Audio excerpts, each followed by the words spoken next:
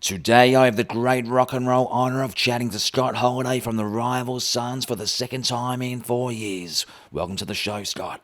Thank you for having me. You guys have just finished recording a new album titled Hollow Bones. What can we expect this time around?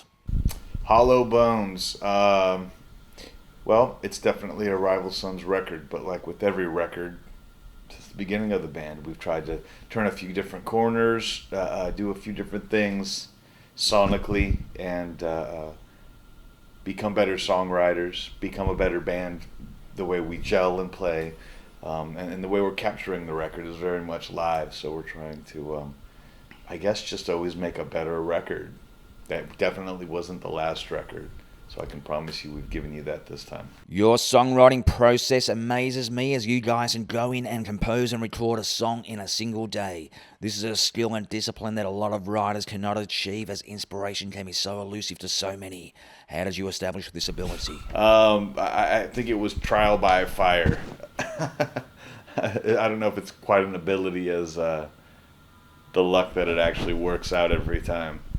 But yeah, it was really Dave Cobb's idea, our producer, and we just kind of kept at it. It seemed like the right thing for us. It worked, and it's kind of that idea where you can't really BS the listener when you do it this way. Instead of constructing takes and constructing performances and an album, we're much more like throwing the net over the wild animal, and the quickness of it all is kind of akin to being chased into a corner with a sharp stick. So I don't know if it's an ability, but luckily it works out for us. When it comes down to final musical arrangements and hooks, how much does Dave Cobb contribute from a producer role after you guys have nutted the track out? He's pretty involved from the floor to the finish. You know what I mean? So it's hard to say exactly what percentage, but he is involved absolutely. Yeah, we work with him on every track. That's why he's there, and he's a great writer. He obviously is doing something right as he's bringing Grammys home right now, and hopefully brings one home with us. You've also added a keyboard player with an amazing name for an organ player. How perfect is this, Todd Organ Brooks? Tell us about him, and is he part of the studio band as well as the live lineup? Todd Ugren Brooks. He's a live player with us that we brought in for Great Western Valkyrie after we'd made that record and done a bunch of keyboard stuff on that record. We needed to get somebody, and he was the guy we chose, and he's been great ever since. On this record, actually, Todd came in and did get to play on the record. So any of the keys you hear, it is Todd, and he's fantastic. You've just released Hollow Bones as an advanced teaser. Is that a good representation of how the album will sound? As far as sonically, I think nothing else sounds quite like Hollow Bones Part 1. Couple reasons.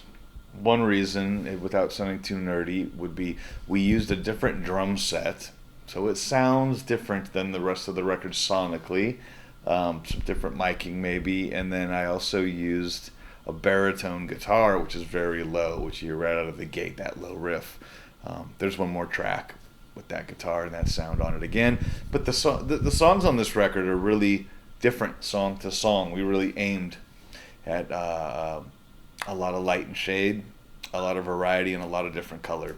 So that's its own color. On the record, I actually used the Jerry Jones Longhorn baritone, and it was Dave's instrument, Dave Cobb, the producer. And when we finished, I knew I was going to have something built. Even before we were done, like right when we finished the track, I thought, this is going to be a song on the record for sure, maybe even a single. So I called my good friend Doug Cower, and we've been talking about this idea for months and months and months about doing like a silver tone-ish finish with a junior one pickup Banshee, which is what I'm holding.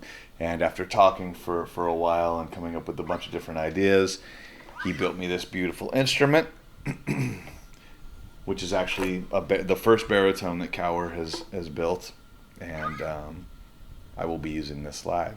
So you'll see this one every night, ladies and gentlemen. If you see on the back, he's custom engraved it. He's got the band's logo. Very lovely. Thank you, Douglas. This is a nice instrument. I can't wait. There is an amazing Facebook video with your collection of fuzz pedals and your live board. Do you actually use all of them? No, I only use one fuzz pedal, but I love them so much. I just gotta put a million of them in my live setup just so I know they're there. No, the video that's on Facebook is actually I was building my my live rig with my buddy Daniel over at Salvage Audio, and we were completing the new pedal board setup. I added a few new things and a new board and some new goodies for the new record sounds. And yes, I use everything on there, believe it or not.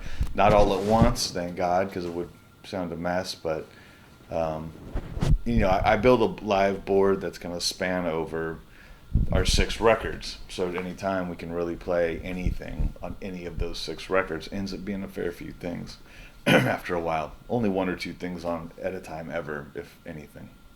Tell us about the song All That I Want. All That I Want is a very particular song on the record. It closes the album, and it's we do this on every record. Jay will do this, and this is very much one of Jay's songs that he brought in. It's a very, almost seems like something like Dolly Parton would write or something. It's a really, really, really beautiful ballad. Kind of has overtones of the 50s sonically, and it's just really a good song. I think it has a real timeless nature, what he did with it.